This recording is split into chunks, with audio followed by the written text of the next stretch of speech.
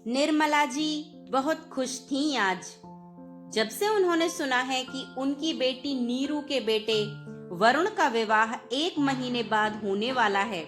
उनके तो पैर ही जमीन पर नहीं पड़ते। साथ ही साथ वो थोड़ा परेशान भी हैं कि आखिर मायरे भात में क्या क्या देना होगा। निर्मला जी के पति का 5 साल पहले देहांत हो गया था। निर्मला जी के 2 बच्चे हैं, बड़ी बेटी नताशा और छोटा बेटा राजेश। राजेश नताशा से काफी छोटा था, इतना छोटा था कि नताशा का बड़ा बेटा वरुण राजेश मामा से 7 साल ही छोटा है और राजेश को वह मामा कम और दोस्त ज्यादा समझता है। निर्मला जी के पति का अपना खुद का बिजनेस था, पर बिजनेस में लॉस हो जाने के कारण काफी कर्जा चढ़ गया था और इस सदमे को वे झेल नहीं पाए। एक दिन अचानक वे इस दुनिया से चले गए। उसके बाद जो भी संपत्ति थी वह सब बेचकर निर्मला जी और राजेश ने उसका कर्ज चुकाया। ले देकर सिर्फ ये मकान ही बचा है। राजेश का विवाह नेहा के साथ 2 साल पहले ही हुआ था। राजेश और नेहा मिलकर नौकरी करते हैं और जैसे तैसे घर का खर्च उठा पाते हैं, क्योंकि शादी में हुआ कर्जा भी तो चुकाना है। साथ ही निर्मला जी की तबीयत भी ठीक नहीं रहती, तो दवाइयों का खर्चा भी है।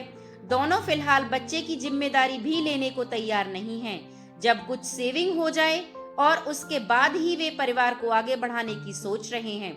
आखिर मायरे में क्या क्या देना है, वह लिस्ट उन लोगों को देनी थी। इसलिए नताशा इस रविवार को निर्मला जी के यहाँ आने वाली है, क्योंकि उस दिन सब लोग घर पर मौजूद रहते हैं। जब रविवार को नताशा घर पर आई तो अपने साथ पूरी लिस्ट लेकर आई थी।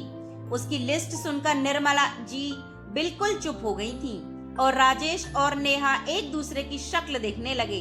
नताशा दीदी की लिस्ट इतनी लंबी थी कि निर्मला जी भी सोच में पड़ गईं कि यह एक बार भी यह सोचकर नहीं आई कि हम लोग इतना कुछ कहां से देंगे। दीदी लिस्ट सोच समझकर तो बनाई होती, इतना सब कुछ कैसे देंगे। नेहा ने कहा। मायरा तो देना ही पड़ेगा भाभी, नताशा ने कहा। निर्मला जी ने कहा, लेकिन बेटा यह कुछ ज्यादा नहीं है। माँ, अब एक मायरे के पीछे तुम मेरी नाक कटवा दोगे ससुराल में। बेटा इतना तो तुम्हारे ससुराल वाले भी जानते हैं कि पिछले 5 सालों में हम पर क्या क्या बीती है। क्या पापा होते तब भी मुझे यही जवाब सुनने को मिलता। लेकिन बेटा तुम थोड़ा समझो तो सही। अगर नहीं दे सकते तो कोई जरूरत नहीं है आने की, लेकिन आओगे तो मेरा तमाशा बनाने की भी जरूरत नहीं है। यह तो देना ही पड़ेगा आप लोगों को। लेकिन वेकिन कुछ नहीं माँ, आखिर मेरा भी प्रॉपर्टी में हिस्सा है। सुनकर निर्मला जी बिल्कुल चुप हो गईं और उनकी आंखों में आंसू आ गए, पर नताशा कुछ सुनना ही नहीं चाह रही थी। कुछ देर रुककर नताशा यह कहकर चली गई कि अगर मायरा भर सको तो ही आना, नहीं तो प्रॉपर्टी के पेपर तैयार करवा लेना। निर्मला जी को तो बिल्कुल यकीन ही नहीं हो रहा था कि उनकी बेटी इस तरह की बातें कर रही है। वह इतनी कठोर हो गई है कि उसे किसी के सुख दुख से कोई लेना देना नहीं है, जबकि नताशा को तो उसके पापा ने कभी कोई कमी नहीं रखी। यहाँ तक कि नताशा के पति का बिजनेस भी उसके पिता की ही देन है, पर आज उनकी बेटी है कि सब कुछ भूल गई। खैर, शादी के 3 दिन पहले ही निर्मला जी नताशा के घर पहुंची। देखा तो वहां नताशा के ससुराल वाले सभी लोग मौजूद थे। जब नताशा ने अपनी माँ को वहां आए देखा और उसके भाई व नेहा को वहां नहीं देखा तो पूछने लगी, अरे माँ, आप अकेली आई हो? राजेश और नेहा कहाँ हैं? हाँ, वो दरअसल तुमने कहा था ना कि मायरा भर सको तो ही आना, नहीं तो प्रॉपर्टी के पेपर तैयार करवा लेना। यह सुनकर सब लोग निर्मला जी व नताशा की तरफ देखने लगे, पर निर्मला जी ने बोलना जारी रखा, तो मैं प्रॉपर्टी के पेपर तैयार करवा कर लाई हूँ और प्रॉपर्टी तो मेरे पास है नहीं, ले देकर वह घर बचा है, तो सोचा तुम दोनों में बराबर बांट दूं, इसलिए पेपर तैयार करवा लाई। अब बाकी का हिसाब किताब भी कर दो। कैसा हिसाब किताब माँ? अरे पहले सुन तो सही बेटा।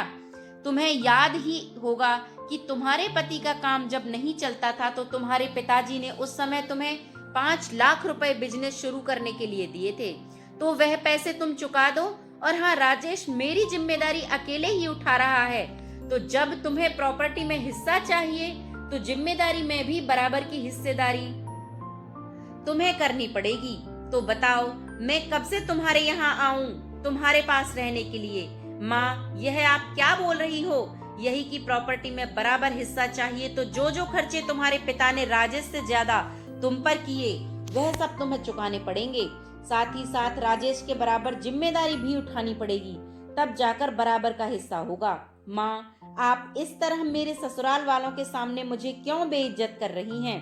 क्योंकि तुम ससुराल वालों के चक्कर में अपने पीहर के मान सम्मान को भूल चुकी हो। अरे, इन्हीं ससुराल वालों के लिए ही तो तुम अपने भाई भाभी को शादी में आने से मना करके आई हो, क्योंकि अगर वो लोग मायरा कम देते तो तुम्हारी नाक कट जाती। मुझे माफ कर दो माँ, इस तरह सबके सामने मुझे शर्मिंदा ना करो। मैं कौन होती हूँ तुम्हें शर्मिंदा करने वाली? जब तुम मेरी बहू के सामने मुझे शर्मिंदा कर रही थी, तब तुमने एक बार भी सोचा कि तुम्हारी माँ पर क्या बीतेगी? नताशा ने शर्मिंदा होकर निर्मला जी से माफी मांगी, क्योंकि उसे अपनी गलती का एहसास हो चुका था। कहानी अच्छी लगी हो तो लाइक करें और चैनल को सब्सक्राइब जरूर करें। धन्यवाद।